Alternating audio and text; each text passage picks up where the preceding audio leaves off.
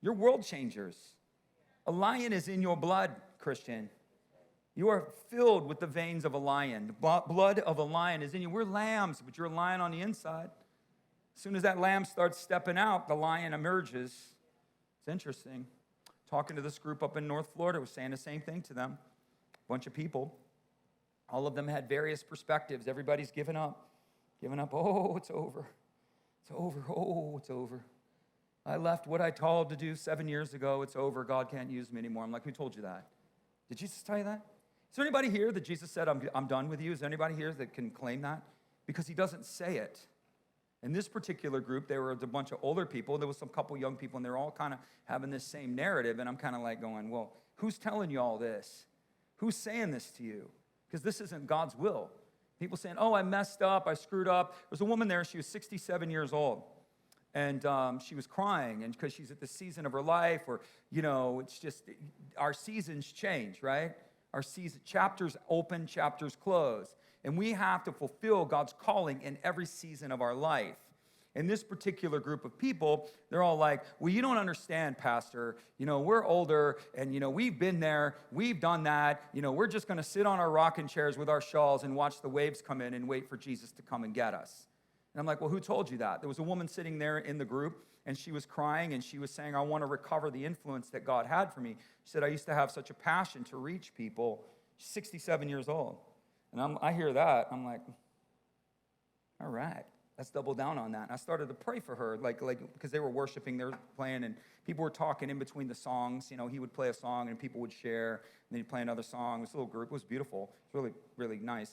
And so when she's talking and I'm praying and the guy's singing, I hear the Lord start telling, I see a vision of her, and God is starting a fire down inside of her. That there was like a kiln, like a furnace that was under her that had been sort of abandoned. And I saw this fire being lit again, and I saw her banging on an anvil, and she was banging out swords, and she was sharpening swords. And so I'm like, I'm not saying this, Jesus. I'm not saying this. I'm a guest in this group. I'm not saying this. I'm new here. I'm here to just be here. I'm not here to do anything. I'm telling him I'm not saying it. I'm not saying it. The worship leader's right next to me, and all of a sudden, he doesn't know. This is my inner monologue, right? I'm talking to the Lord in my heart. I'm like, I'm just doing this. No, I'm not going to do this. And all of a sudden, the worship leader starts going, set a fire down in my soul that I can't contain. He starts saying, set a fire down in my soul. And I'm like, all right, I'll say it. And so after he said that, I talked to her. And I told her, I said, I feel like God is going to light this fire in you, and I see you forging these things. And I hear the Lord saying, the first sword is yours. And then she said, wow, God gave me a sword last week. And I said, I feel like discipleship and mentorship is something for this season of your life. And I see you honing the edges of other people, and you're like sharpening the blade of other people. And I start sharing all of this with her. And that's when this woman said, oh, you don't understand. You can't say that to us. We've been in church our whole lives. And, we're at this season of our life. And our time is done. And I'm like, who told you that? I just told her, I said, Jesus didn't give her a shawl and a rocking chair. He put a sword in her hand at 67 years old. So you tell me where the prophetic perspective is, right? Jesus is like into the breach and hands her a sword and says, go. And we're all like, well, let's just get ourselves a knit little shawl and rock back and forth on the chair and just let it all go away. Who told you that? Who told you that? It's an inundation of lies within our culture that robs the church of a very valuable asset. The most seasoned, the most experienced, the most free people, as far as time goes and finances go, is that generation where their children are grown and they're empty nesters. They're insanely powerful, and we relegate them to the backside. And the church believes this narrative that it's all a bunch of 20-somethings in V formation jumping around on stage doing aerobic exercises, and we call it worship. And the church calls it worship.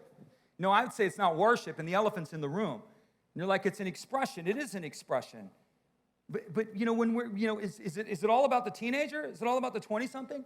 Is there no other voice? Is there no other experience within the church?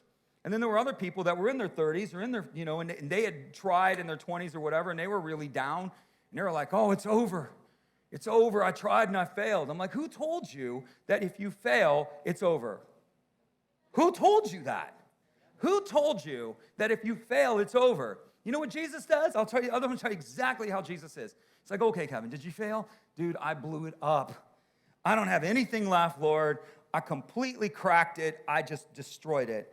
And I know, and before I can even get the words out of his mouth, he'll re-resource me and tell me to go again. This is who he is. We have a God in our own image. We create idols. It's the second commandment. Do not make me in your image. Don't imagine me to be as you think I am. See me as I am. Know me for what I am, not what you think I am. It's a totally different paradigm, totally different world. It's like, who told you that? Jesus is like, did you learn anything? Yeah, Lord, I learned a lot. And he's like, here you go again. Bear me fruit. He believes in you because his Spirit is in you. Who told you to quit because you failed? You can mourn the loss. Have your pity party. That's what I tell people. Have your pity party. Wear black. I wear black all the time. Wear black. Throw ashes on your head. Eat some Haagen-Dazs and watch 6 hours of Netflix. It's all good, right? It's all good.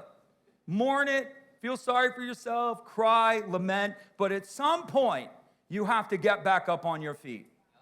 At some point. God told me, yeah, come on. That's right. In the book of Joshua, Moses had died. He let Israel mourn for 30 days. They lost. Great leader, they're lost. It's over. We're Fritos, man. We're not going anywhere. Our leader's gone. They were all that. After 30 days, the Lord told Joshua, address the people. He said, Moses, my servant, is dead. Therefore, arise. It's over. Play's over. Ended last night. Yep, it blew up. Yep, the house is an ash heap. Yep, it's totally destroyed. It's worse. It's bad. I get it. But it's time to move on. The play's over. He gives beauty for ashes, right? The problem is we want to swim in our ashes. Nobody knows the trouble I've seen. We carry a little bag around with us, and when other people complain, we go, you think you got it bad? And start throwing ashes on our own head. I got it really bad. Rise up. Play's over. You may be in a mourning period, that's okay. But the Lord will ask you, give me a day. Give me a time. You need a year? You need 6 months? A time for what, Lord? A time when you are going to regain the courage to lead your life again. A time when you are going to rise up from the ash heap and move past what you can no longer control. Tell me when you're going to do that. Tell me when you're interested in that. I'll give you as much time as you need. There's Christians who've been doing this for a decade. They're in 10, 20 years of mourning, 10, 20 years of lament. The clock's ticking. You don't have time to waste, right? You don't have it to waste. The night is far spent. The day is approaching.